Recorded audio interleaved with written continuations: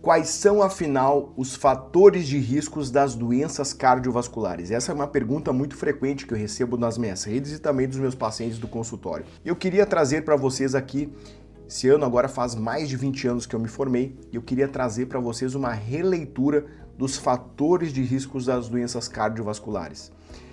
Uma questão importante são esses fatores de riscos, digamos, uma avaliação populacional, e a outra é a individualização dos pacientes do consultório. Existe muita diferença. Uma coisa é a saúde pública, a outra coisa é o paciente do consultório.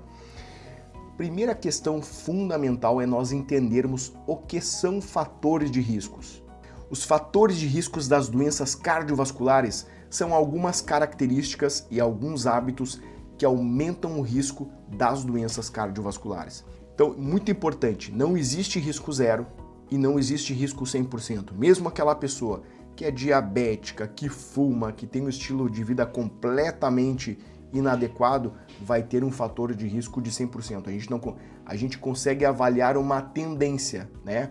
É um risco cardiovascular aumentado, mas não existe zero e nem 100% na medicina. Quando eu saí da faculdade, lá em 2003, eu me lembro que existia uma tabela, fatores de riscos não modificáveis e os fatores de riscos modificáveis. 3 fatores não modificáveis: a idade, sexo, masculino e feminino, e também a hereditariedade, né? Então vamos fazer uma releitura. A idade. Quanto maior a idade, maior o risco de um evento cardiovascular. É verdade? Nas tabelas de riscos cardiovasculares isso é uma verdade. Entretanto, nós sabemos, através da idade biológica versus a idade cronológica, que existem algumas pessoas que cronologicamente podem ter 80 anos, mas a saúde de uma pessoa de 40 anos, através da avaliação da idade biológica. Então isso é uma verdade populacionalmente, até pode ser uma verdade. Agora, no meu paciente de consultório, posso ter um paciente de 80 anos com a saúde de um jovem de 40 anos, e o contrário também é verdadeiro. Um paciente de 40 anos com uma saúde de alguém de 80 anos. A gente vê, muitas vezes pode ver isso. Em relação ao sexo, né? A gente sabe que o homem tem um risco cardiovascular mais aumentado em relação às mulheres. Isso é uma verdade? Até pode ser. Entretanto, a gente sabe que as mulheres na menopausa têm um risco cardiovascular tal e qual os homens. E as mulheres vivem, hoje em dia, 1/3 da sua vida na menopausa. Então, quem sabe o sexo não seja um fator de risco tão preponderante assim. E, por fim, o fator de risco não modificável, que é a história familiar. Muito importante a gente se dar conta que todos nós vamos ter lá um tio, um avô que morreu de uma doença cardiovascular. E às vezes eu vejo pacientes do consultório preocupados: Santiago, meu avô morreu de uma doença cardiovascular, morreu de infarto. Daí eu pergunto, qual a idade? 80 anos. Morreu da idade. Por quê? Esse fator de risco ele é mais importante, principalmente no parente de primeiro grau, irmãos e pais, né? Ou o homem antes dos 65 anos de idade, ou a mulher antes dos 55 anos de idade.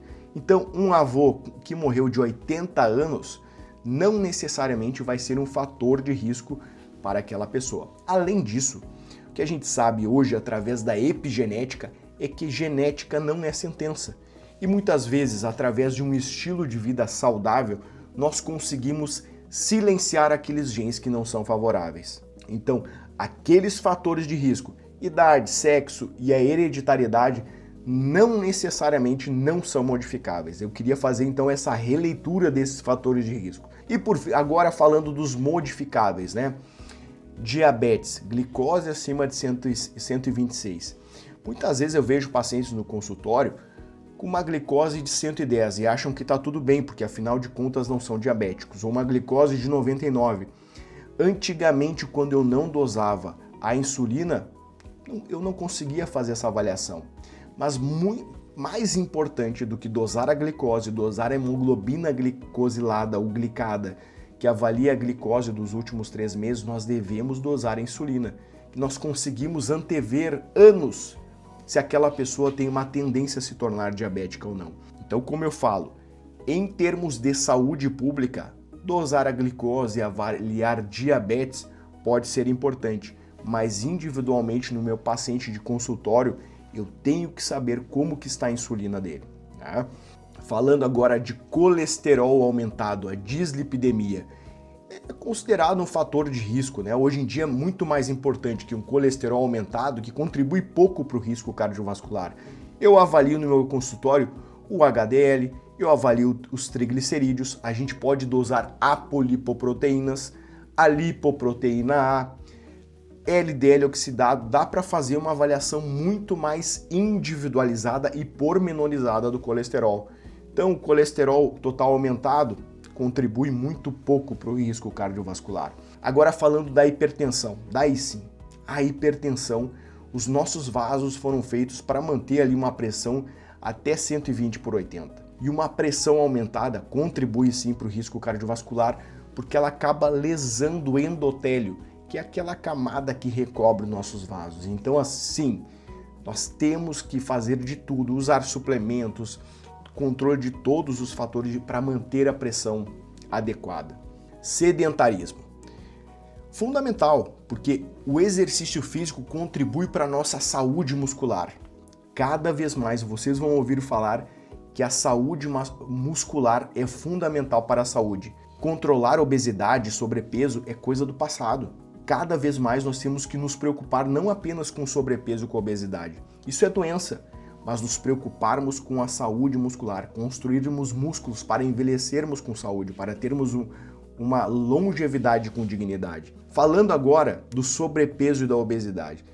É importante? Claro que é importante populacionalmente. No meu paciente do consultório, além de saber o peso e a altura, eu tenho que saber a composição corporal, saber afinal de contas qual é o percentual de gordura, qual é a massa muscular, a quantidade de água que o meu paciente tem. Isso é fundamental, uma avaliação individualizada, né? Por quê? Muitas vezes eu posso ter no meu consultório um paciente muito musculoso que poderia no índice de massa corporal ter sobrepeso, mas na verdade esse peso aumentado é por conta de músculo, isso contribui para a saúde dele. Ele é mais saudável até do que uma pessoa que tenha um índice de massa corporal adequado. Outro fator de risco fundamental, tabagismo. Esse não tem desculpa, não existe quantidade. Ah, eu fumo pouco. Fuma.